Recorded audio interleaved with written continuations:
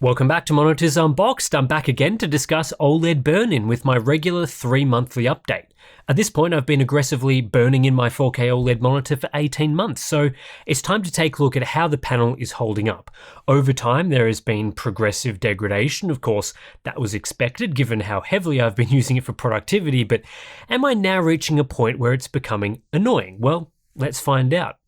Like the last few updates, there have been no changes in how I've been using my MSI MPG 321URX QD-OLED. I almost entirely use this display for static content and productivity work, such as writing scripts, browsing the web, updating spreadsheets, editing videos of course, and so on. There's really no content consumption being done on this display, no gaming at all, and only the occasional bit of video playback, usually for work purposes. This is the complete opposite of how I recommend people use an OLED, which is maximum content consumption, minimum static content. The first video in this series has the full details on the setup and why I'm burning in my OLED in this way, but basically I directly swapped my previous IPS LCD monitor for this OLED and changed nothing about my configuration to perform a real-world, worst-case OLED longevity test. I'm continuing to use this display for more than 8 hours of continuous usage each day. I've produced regular updates at this point, starting at 1 month after 200 to 250 hours of usage, 3 months with 650 to 750 hours of usage, and then every 3 months after that. The most recent update was at 15 months with an estimated 3,400 to 3,800 hours of usage and 413 panel compensation cycles, equating to around 8 to 10 hours of use at 200 nits of brightness per cycle every single day. Throughout this time, there has been an increase in burn-in with each update, presenting as several artifacts. The most visible is a clear line down the center of the display relating to side-by-side application use. There is also taskbar burn-in relating to the use of a dark taskbar that's always on screen. This is really reverse burn-in or inverse burn-in, where the taskbar area is degrading the screen more slowly than other areas. And there's a difference in degradation between the left and right sides of the screen, with more noticeable burn-in on the right side, which is again related to my typical side-by-side app setup. As things currently stand, I've used the display for approximately 4,000 to 4,500 hours. 486 compensation cycles have been run so far, keeping up a similar cadence to previous months. Again, the recommended rate for compensation cycles is every 4 hours, but doing this can be quite annoying when using the display for work, as the cycle itself takes around 7 minutes, which is a bit disruptive. The way I use the display, with cycles run every 8 to 10 hours, is longer than recommended, but is more usable, and of course it's more stressful on burn-in. But before getting into the results, today's sponsor spot is brought to you by Ugreen and their MagFlow 2-in-1 wireless charger, featuring new and improved Qi 2 wireless charging. For a world first, Ugreen are boasting wireless charging performance with 25 watt of efficient uninterrupted power delivery, and that's a significant improvement over the previous 15 watts. The MagFlow integrates Apple's MagSafe magnetic alignment concept to improve charging efficiency and safety, while still maintaining compatibility with Android and other wireless charging capable devices. It also supports USB-C charging at 5 watts, which can be used in conjunction with the 2 wireless pads for a total of 35 watts of charging power. Ugreen has also released a 10,000 mAh power bank, which works the same way, but rather than a vertical phone charger, it supports an integrated USB-C cable. These units are compact, making them the perfect travel companion, or great options for a minimalistic desktop. If you'd like to learn more about the Ugreen MagFlow lineup, please check the link in the video description. in this update, I'm showing the 6, 12, 15, and 18-month results. Again, we're focusing on the center of the display, which is where in previous months there was the most visible burn-in. I've kept using the same system from last update to make these burn-in results viewable through YouTube compression, including adding some static noise into the image, which seems to reduce compression artifacts and makes the burn-in more visible. I'd still recommend watching this video at 4K for the highest image quality. First, we're going to look at the original unenhanced examples, which roughly show how burn-in looks in real life. Initially, the burn-in throughout these images was difficult to notice, but it's becoming progressively more visible without enhancement over time. From 12 to 18 months, there's been a noticeable increase in the visibility of the main artifacts in uniform dark grey test images. And while these issues are visible as far back as 6 months, back then they were much more subtle and difficult to notice. However, on the screen there has only been a small increase in burn-in, directly comparing this update at 18 months to the previous update at 15 months, which is as we've come to expect from each update. I think the 18-month results are universally worse than at 15 months, but we're not talking about a mind-blowing difference, it's continual, gradual degradation. The artifacts we've found previously are all visible at 18 months, and there's been no introduction of new artifacts with this update.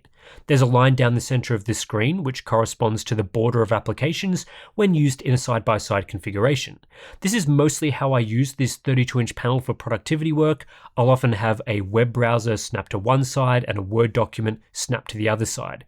The border is darker than the application windows themselves, so we're effectively getting inverse burn-in here. The brighter app windows have degraded the left and right sides of the monitor faster than the darker borderline down the center.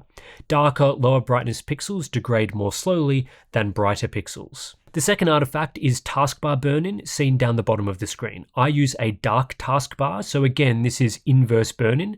The brighter application windows above the taskbar area have degraded the screen faster than the darker taskbar itself. No app icons are visible, it's just a general shadow where the taskbar is located.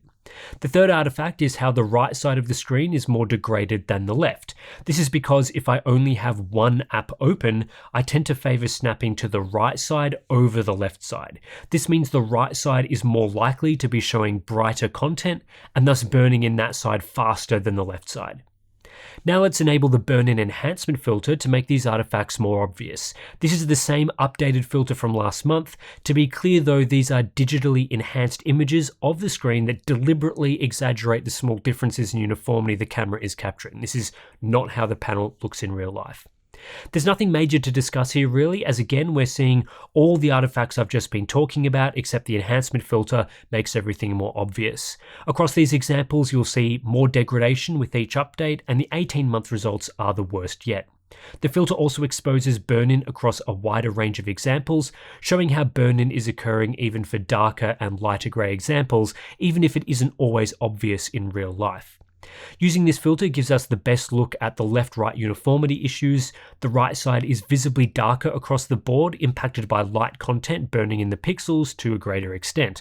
This has the effect of making the line down the center of the screen more visible because it makes the boundary between the left and right side of the monitor more distinct. We can also use color examples to explore how individual subpixels are degrading. This is pretty hard to spot in the regular shots, but there are some faint signs of burn-in throughout each of the color examples. But when we enable the enhancement filter, things become more obvious.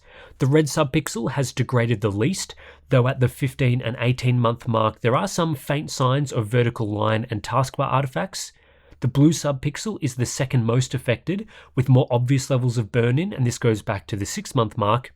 This subpixel seems to be degrading slowly with only small changes comparing each 3-month interval, though the 18-month result is the worst. And then we get to the green subpixel, clearly the worst of the three, and this shows all of the issues we've been talking about in the most obvious way. The green subpixel also appears to be degrading the fastest, particularly when looking at left-right uniformity.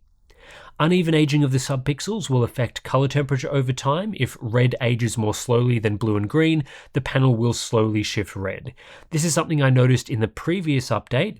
My panel started out with a 6450K white point and had shifted to 6350K after 12 months. With that said, I haven't noticed a significant difference between 12 and 18 months. The test results were within the margin of error. Maximum brightness is unchanged. The panel is still hitting 243 nits peak after 18 months, the same as every other month. Theoretically, if the panel continues to compensate for burn-in, brightness will be reduced, but this is yet to occur on my unit. Now, last month I talked a bit about how these burn-in results are affecting my actual use of the monitor. I think this has changed a bit over the last 3 months because I'm becoming a bit more annoyed with the problem in specific situations. Taskbar burn-in continues to be a non-issue. It's not noticeable in any real-world use case for me, but the line down the center of the display and the left-right uniformity issue are starting to become annoying. About a month ago, I was working on some hardware Unboxed content, and for that I was capturing game footage using a capture card.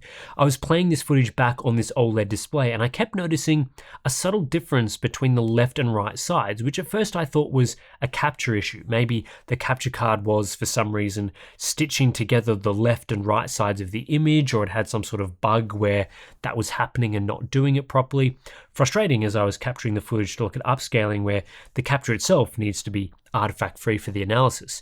It turns out it was OLED burn-in, not a capture issue. The fact I could notice this within game footage isn't ideal and did have a genuine impact on my productivity work, this is the first time I've noticed this being a problem for game captures, as I've reviewed hundreds of hours of footage on this display previously and it's never really been a problem until now. The line is also becoming more visible in productivity apps that use dark grey backgrounds like Premiere and Photoshop that I use daily. At first this was a minor annoyance, not something that was overly noticeable or problematic. Each month it becomes more noticeable and more annoying. The screen is far from unusable and there are lots of tasks where burn-in has no impact whatsoever. Writing the script for this video as an example, no issues with burn-in doing that, but there are definitely edge cases where it's going to be harder to ignore in the upcoming months. At 4,200 hours of static app usage, we're talking about 8 hours of use every single day for 18 months, or 8 hours a day, 5 days a week for 2 years. That's with 200 nits of brightness, light mode, and no other steps taken to mitigate burn-in, including a low compensation cycle frequency and leaving the monitor on for at least an hour without inactivity. And I'm only now starting to get a little annoyed at the level of burn-in, but really for most tasks, it's still fine. In a more mixed workload where you use the display for, say, 4 hours of static content per day, we're looking at around 3 years of daily use, and that timeline extends if you only use the monitor on some days or if you do literally anything to help mitigate burn-in, including just using an overall lower level of brightness. As a reminder, burn-in with OLEDs is directly related to hours of usage and is cumulative, so if you only use static apps for 4 hours a day, you should expect to see double the lifespan compared to using static apps for 8 hours a day. I haven't seen anything in these results to change or update what I said last time. I currently believe an OLED will be okay for productivity work for between 2 and 3 years, depending on how frequently you use the display for static content. It's possible I'll extend that timeline as we continue to run this burn-in test, but that's all I'm willing to commit to based on the evidence I've seen so far. Anyway, I'll be back in 3 months from now to go through another set of burn-in results, but for now, that's it for this one. If you do appreciate the independent testing that we do here at Monitors Unboxed, please consider subscribing to the channel and also signing up to our Patreon page. Links to that is in the description below. Anyway, that's it. Thanks for watching, and I'll catch you in the next one.